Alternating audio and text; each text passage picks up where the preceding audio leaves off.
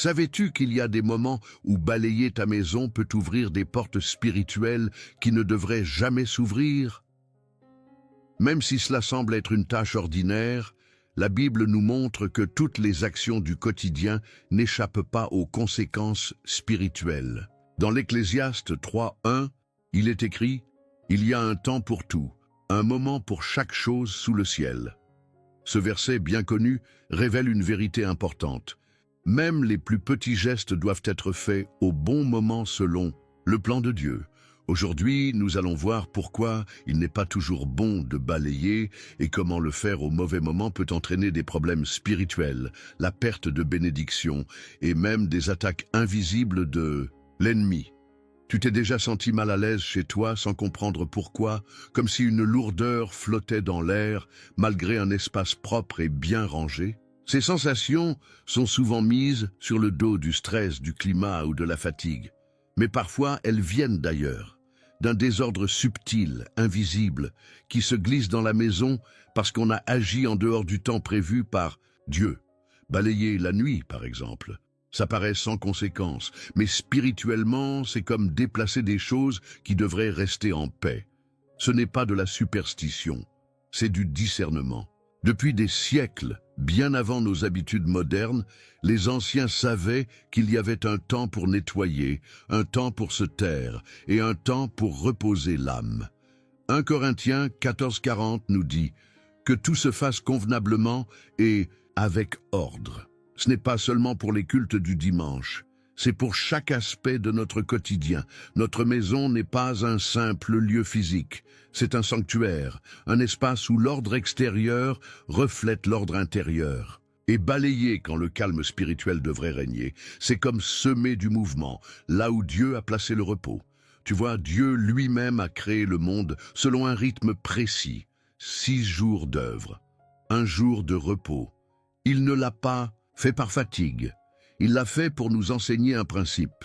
Dieu se reposa le 7e jour, après avoir achevé tout son travail. Genèse 2:2. Si Dieu a respecté ce temps, pourquoi penser que nos horaires n'ont pas d'importance? Lorsque tu balaies à minuit, pendant que tout dort, ton esprit devrait être en veille, en prière ou en paix. Mais au lieu de cela, tu agites l'atmosphère, tu déranges l'ordre établi, parfois sans même t'en rendre compte. Dans Matthieu 26:40-41, Jésus dit à ses disciples « Veillez et priez afin que vous ne tombiez pas en tentation. » Ce n'est pas juste un appel à la vigilance, c'est une alerte, une invitation à comprendre que chaque moment a une signification, que certains instants sont faits pour écouter Dieu, pas pour balayer la poussière. Le problème dans beaucoup de foyers, ce n'est pas ce qu'on fait, c'est quand on le fait. Alors pose-toi cette question, à quel moment agis-tu? À l'heure de Dieu ou à l'heure de tes habitudes? Parce que oui, même nos bonnes intentions peuvent semer la confusion si elles ne sont pas enracinées dans la sagesse divine. Ce n'est pas un discours moralisateur, c'est un appel à l'attention, à l'alignement, à la paix. Et voici une vérité que je t'invite à garder en toi. L'ordre de Dieu commence dans les petites choses. Écris-la dans les commentaires. Si tu ressens que cette phrase résonne dans ton cœur, tu n'es pas seul et ton foyer peut redevenir un lieu de paix. Dans la suite, on va découvrir ensemble quels signes révèlent qu'un déséquilibre spirituel est entré chez toi et comment discerner le bon moment pour agir. Reste avec moi jusqu'au bout, car ce que tu vas comprendre ensuite pourrait transformer ton atmosphère en profondeur. Et si ce que tu fais chaque soir machinalement pouvait empêcher des bénédictions invisibles de prendre racine chez toi? Si, sans le savoir, en balayant tard dans la nuit, tu interrompais quelque chose que Dieu est en train de faire, dans le secret? Dans l'évangile de Marc, chapitre 4, verset 27, Jésus parle du royaume de Dieu comme d'un mystère qui grandit pendant que l'homme dort. Il dort et se lève, nuit et jour, et la semence germe et croît sans qu'il sache comment. Ce n'est pas seulement une belle image agricole, c'est un rappel profond. Il y a des processus divins qui se déploient pendant le calme de la nuit. Balayer pendant ces instants-là, c'est comme remuer la terre pendant que Dieu y plante quelque chose. Je me souviens d'un témoignage bouleversant. Une femme racontait comment, chaque nuit, elle nettoyait sa maison de fond en comble, souvent bien après minuit. Elle disait que c'était son seul moment de solitude, de liberté. Mais ce qu'elle vivait ensuite, c'était des insomnies, des angoisses nocturnes et un épuisement spirituel constant. Ce n'est que lorsqu'un pasteur lui parla de l'importance du temps et de l'ordre spirituel qu'elle fit le lien. Elle ne dérangeait pas seulement la poussière, elle bousculait un équilibre divin en changeant son rythme, en choisissant de réserver ses soirées au repos, à la prière et au silence. Elle vit quelque chose de puissant. La paix revint, doucement, silencieusement, mais durablement. Ne sous-estime jamais la puissance d'un petit changement. L'ennemi n'a pas besoin d'une porte grande ouverte. Il lui suffit d'une fenêtre entr'ouverte. Éphésiens 4, 27 est clair. Ne donnez pas accès au diable. Ce n'est pas une figure de style, c'est un avertissement pour ceux qui pensent que parce qu'ils prient ou lisent la Bible, ils sont protégés de tout. Mais l'adversaire rôde souvent là où on ne l'attend pas, dans nos habitudes, dans nos négligences, dans nos petites routines que l'on ne questionne plus. Tu sais, balayer, au sens spirituel, ce n'est pas juste nettoyer. C'est aussi déplacer. Ouvrir, libérer de l'espace. Et ce vide, que fais-tu avec? Parce que dans le monde spirituel, aucun vide ne reste vide très longtemps.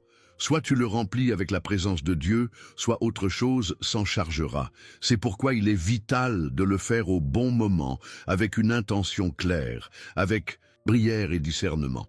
Quand tu agis avec Dieu, même un balai devient un outil de paix. Quand tu agis sans lui, même un geste pur peut devenir une source de confusion. Le roi David priait dans le psaume 90, 12 « Enseigne-nous à bien compter nos jours, afin que nous appliquions notre cœur à la sagesse. » Il ne parlait pas que des années, mais du moment présent, de l'art de vivre chaque heure comme un rendez-vous sacré. Savoir qu'en faire les choses, c'est marcher dans la sagesse. Et la sagesse n'est pas une émotion, c'est une boussole. Elle te dit quand avancer, quand arrêter, quand prier, quand te taire. Tout au long de la Bible, Dieu agit selon un calendrier précis. Il dit à Noé quand entrer dans l'arche, à Abraham quand quitter sa terre, aux Israélites quand sacrifier, marcher, se reposer. Même Jésus disait souvent « Mon heure n'est pas encore venue ». Si le Fils de Dieu lui-même suivait le rythme du ciel, pourquoi croire que nous pouvons vivre hors de ce temps sans en subir les conséquences? Ce que tu fais chaque jour a un écho spirituel. Chaque mouvement, chaque geste, chaque mot, rien n'est neutre lorsqu'il est fait avec conscience. Alors imagine que tu balaies au moment où tu devrais prier. Tu ne fais peut-être que déplacer de la poussière, mais en réalité, tu peux être en train de disperser la paix. Tu ne fais pas de mal volontairement, mais tu ignores les lois invisibles qui régissent l'ordre divin dans ton foyer. Proverbe 4, 7 dit « La sagesse est la chose principale, acquiert la sagesse, et avec tout ce que tu possèdes, acquiert l'intelligence. » C'est aujourd'hui, plus que jamais, que nous avons besoin de cette intelligence spirituelle, pour ne pas vivre simplement avec des yeux physiques, mais avec une vision claire de ce qui se joue dans l'invisible. Parce que ce que tu penses être banal peut être aux yeux de Dieu profondément stratégique. Quand tu honores le temps de Dieu, tu invites sa paix dans ta maison. Écris cette phrase dans les commentaires si tu veux que ta maison devienne un lieu de paix, pas juste de propreté. Imaginez un instant que votre maison ne soit pas simplement un lieu de vie, mais bien un sanctuaire sacré, une véritable extension du temple. Chaque geste, même le plus humble, comme balayer le sol, devient alors une occasion précieuse de communion avec le divin. Ce simple acte, loin d'être anodin, peut ouvrir la porte à la paix ou, au contraire, semer la confusion, selon le moment choisi et l'intention portée. Ce n'est pas une question de superstition ni de peur, mais d'une sagesse profonde et d'une harmonisation avec le Créateur. Prenez donc un instant pour réfléchir. Quand vous levez ce balai, est-ce avec discernement et sous la guidance divine? Cette conscience transforme le banal en sacré. Peut-être vous êtes-vous déjà demandé pourquoi, malgré tous vos efforts, une paix durable ne semble jamais vraiment s'installer chez vous. La réponse pourrait ne pas résider dans ce que vous faites, mais plutôt dans le quand vous le faites. Il est temps de faire une pause, de ralentir et d'inviter Dieu à vous révéler comment instaurer un ordre divin jusque dans les moindres détails de votre quotidien. Car lorsque vous apprenez à honorer ces temps, sa présence commence à se manifester, doucement mais sûrement, dans chaque recoin de votre foyer. Depuis la création, la nuit possède une vocation toute particulière. Dieu, dans le récit de la Genèse, instaure un rythme entre jour et nuit, une séparation porteuse de sens. La nuit n'est pas simplement l'absence de lumière. C'est un moment sacré où le ciel s'ouvre autrement, un temps où l'âme, le corps et l'esprit doivent se caler sur une sensibilité unique. Nombre d'actes, apparemment neutres, prennent une autre dimension quand ils sont posés dans l'obscurité. La nuit fut créée pour la révélation, la méditation et une veille attentive. Jésus lui-même rappelle cette vérité. Veillez, car vous ne savez pas quand viendra le maître de la maison. Marc 13, 35. Cette invitation ne concerne pas seulement l'état d'éveil physique, mais une vigilance spirituelle. La nuit, lorsque nos sens se reposent, notre esprit devient plus réceptif. C'est dans ce silence profond que l'âme entend mieux, mais aussi là où les forces adverses cherchent à s'immiscer dans nos vies. Balayer la nuit peut ainsi être un geste qui ignore cet appel spirituel, transformant un temps précieux en routine vide. Jésus priait souvent la nuit, s'éloignant des tâches terrestres pour dialoguer avec Dieu. En Luc 6, 12, il est dit qu'il passa toute la nuit en prière. Ce temps ne devait pas être gaspillé en occupation physique, mais consacré à la communion avec l'Éternel. C'est dans cette perspective que la nuit devient un espace d'écoute et de réponse divine, un moment où l'on peut entendre l'appel de Dieu sans distraction. Un fait remarquable est que Dieu choisit souvent la nuit pour parler. Samuel reçut sa première vocation pendant son sommeil dans le temple, comme nous le lisons dans 1 Samuel 3. Ce n'est pas au milieu d'un jour chargé ou en plein ménage, mais dans la tranquillité de la nuit que Dieu a touché son cœur. Cette nuit-là n'était pas pour balayer le sol, mais pour ouvrir son âme à la voix divine. La nuit demeure donc un territoire spirituel, un temps que Dieu utilise pour réveiller ceux qui veillent, même lorsque leur corps se repose. Dans ces chants, le Nouveau Testament, la nuit est aussi synonyme de moment clé. La parabole des 10 vierges dans Matthieu 25 illustre bien cette idée, où seules celles qui étaient prêtes et vigilantes ont pu accueillir l'époux venu à minuit. Cette heure tardive n'est pas un hasard, mais un symbole de l'attente spirituelle, du test décisif. Quand vous choisissez de faire des tâches sans discernement à ces heures-là, vous risquez de passer à côté d'un rendez-vous divin, d'une manifestation spirituelle qui pourrait transformer votre vie et votre foyer. Vous êtes capable d'aligner votre vie sur le rythme divin. Écrivez dans les commentaires « Je choisis la paix divine dans mon foyer ». Ensemble, avançons dans cette sagesse et découvrons comment chaque instant peut devenir une bénédiction. Imaginez un instant la nuit comme un moment sacré, loin d'être un simple temps d'arrêt. Alors que la plupart dorment, les Lévites et les prêtres veillent dans le temple, consacrant leurs heures à l'adoration et à la prière. Le psaume 134, 1 nous rappelle cette vérité. Bénissez l'Éternel, vous tous, serviteurs de l'Éternel, qui vous tenez dans la maison de l'Éternel pendant la nuit. Cette image n'est pas qu'une belle poésie, mais un témoignage vivant. La nuit n'est pas vide, elle est un temps d'intercession et de présence attentive devant Dieu. Balayer sans conscience à ce moment-là, c'est risquer de profaner ce temps saint, de transformer le sacré en simple routine, la spiritualité en banalité. Même dans les heures les plus sombres de l'histoire biblique, la nuit joue un rôle décisif. La libération d'Israël d'Égypte s'est accomplie à minuit, un moment choisi par Dieu pour manifester sa justice et sa puissance. Ceux qui, protégés sous sa couverture, suivaient ses instructions, furent sauvés. La nuit, ainsi, fut à la fois jugement et refuge. Cela pose une question essentielle. Agir la nuit comme si c'était un temps ordinaire. Est-ce vraiment honorer ce moment ou le négliger? La nuit n'est pas un ennemi, mais elle demande un discernement particulier. Dans le livre de Job, on célèbre la grandeur divine jusque dans le firmament nocturne. Job 38 souligne que la lumière du matin sert à purifier et à révéler ce qui doit être corrigé, tandis que la nuit demeure le royaume d'autres forces, invisibles et profondes. Balayer devrait donc être réservé au jour, où la lumière dévoile ce qui doit être nettoyé. À la nuit, balayer dans l'invisible sans guide, c'est comme errer dans une pièce obscure sans lampe. Jésus, avant son ultime sacrifice, choisit la nuit pour se retirer en prière profonde. À Gethsémani, il s'éloigne des tâches terrestres pour s'immerger dans la prière, demandant à ses disciples de veiller avec lui. Il ne leur commande pas de nettoyer ou de s'agiter, mais d'être vigilants, d'affronter la bataille spirituelle.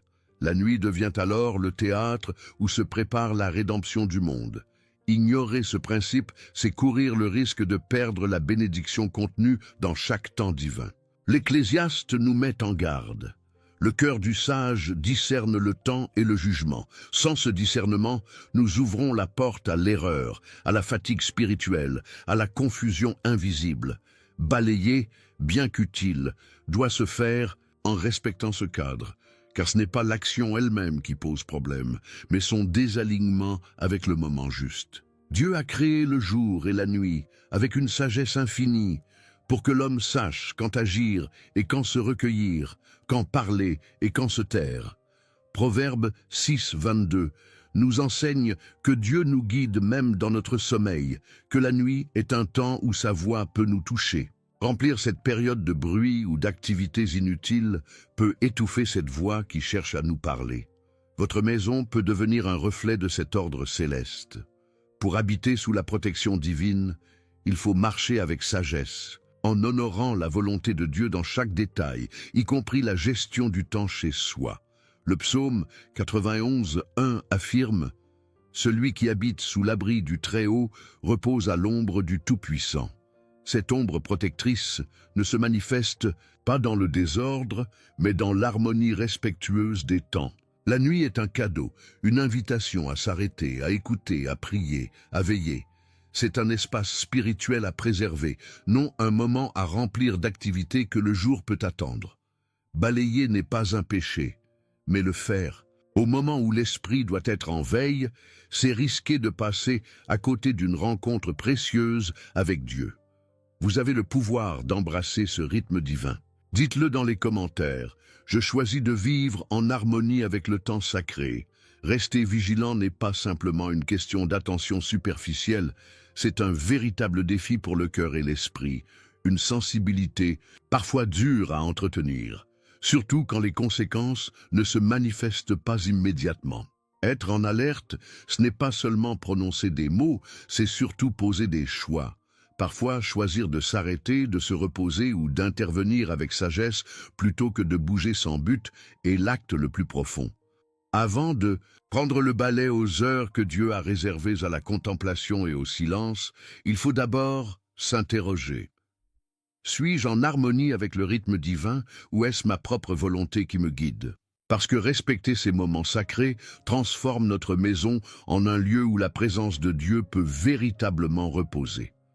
Et rien n'est plus puissant que la purification que le Saint-Esprit opère quand un cœur et un foyer s'ouvrent à l'obéissance. Le balayage, longtemps considéré comme une simple corvée domestique, cache en réalité une profondeur spirituelle insoupçonnée. Chaque geste visible est le reflet d'une action intérieure qui transcende la matière. Rien dans notre quotidien n'est déconnecté de notre dimension spirituelle, surtout quand il s'agit de l'endroit où nous vivons, où nos âmes trouvent refuge. La maison n'est pas qu'un abri matériel, c'est un sanctuaire spirituel où chaque parole, chaque geste, chaque décision a des répercussions invisibles mais puissantes. Ainsi, balayer, ce n'est pas simplement déplacer la poussière, c'est aussi symboliquement repousser ce qui encombre, créer un espace de mouvement, de transition. Mais sans discernement, ce vide peut devenir une faille, une brèche qui s'ouvre non seulement dans le visible, mais aussi dans le spirituel. Jésus nous met en garde dans l'Évangile selon Luc, lorsqu'il raconte que l'esprit impur, chassé d'un homme, erre en quête de repos.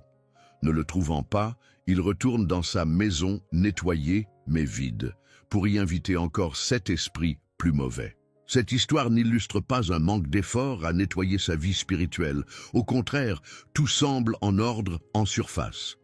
Le vrai problème, c'est ce vide laissé à l'intérieur.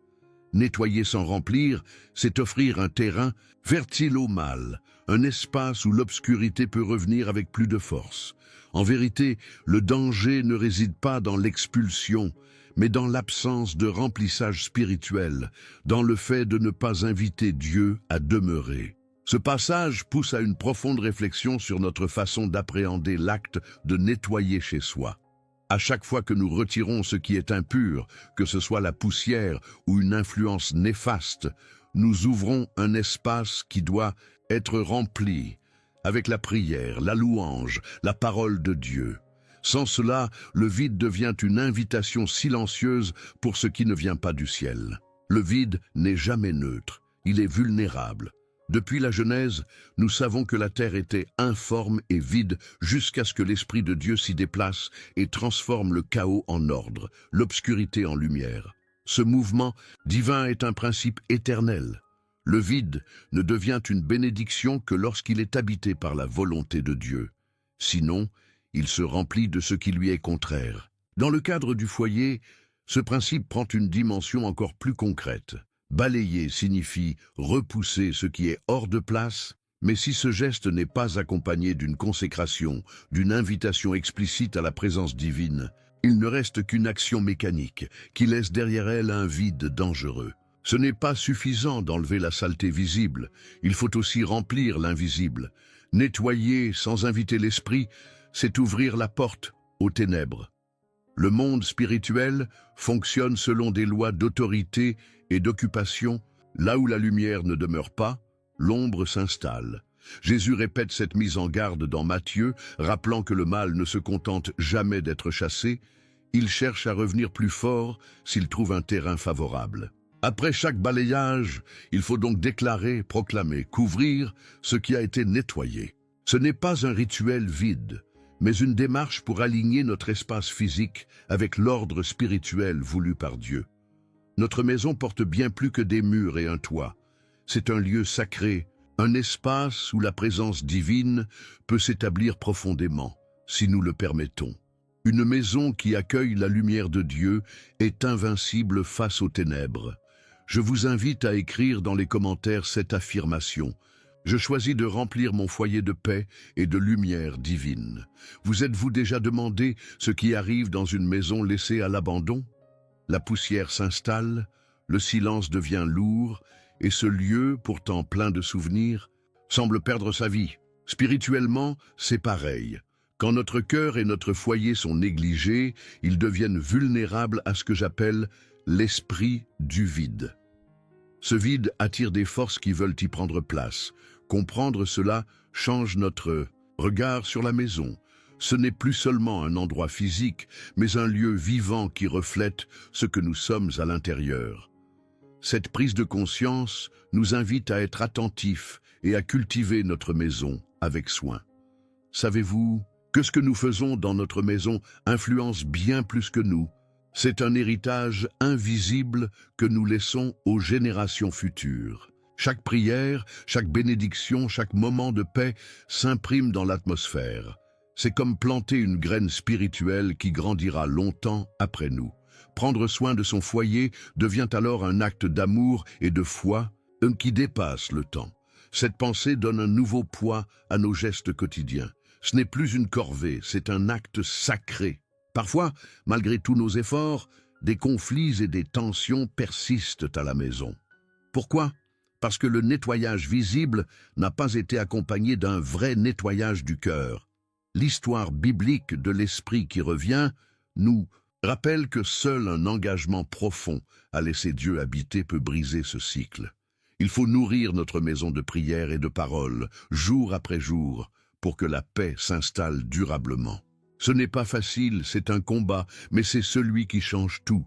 Il est aussi important de se rappeler que nous ne sommes jamais seuls dans ce chemin. L'Esprit Saint nous accompagne, nous guide et nous donne la force de changer. Parfois, ce n'est pas seulement la maison qu'il faut purifier, mais aussi notre propre cœur. Nos peurs, nos rancunes, nos blessures invisibles peuvent bloquer la lumière de Dieu. Ouvrir notre foyer à Dieu, c'est aussi accepter sa guérison en nous, pour que la paix puisse vraiment régner. Enfin, imaginez votre maison comme un temple vivant. Chaque geste devient une offrande, chaque moment un temps de prière. Le balai n'est plus un outil banal, mais un instrument de paix. En changeant notre regard, notre vie change aussi. La poussière qui disparaît laisse place à la lumière. Souvenez-vous toujours, vous avez le pouvoir d'ouvrir votre porte non seulement aux invités, mais aussi à la présence même de Dieu. C'est une source d'espoir et de force pour chaque jour. Écrivez dans les commentaires « Je choisis de remplir mon foyer de paix et de lumière divine ». Ensemble, faisons de notre maison un sanctuaire vivant.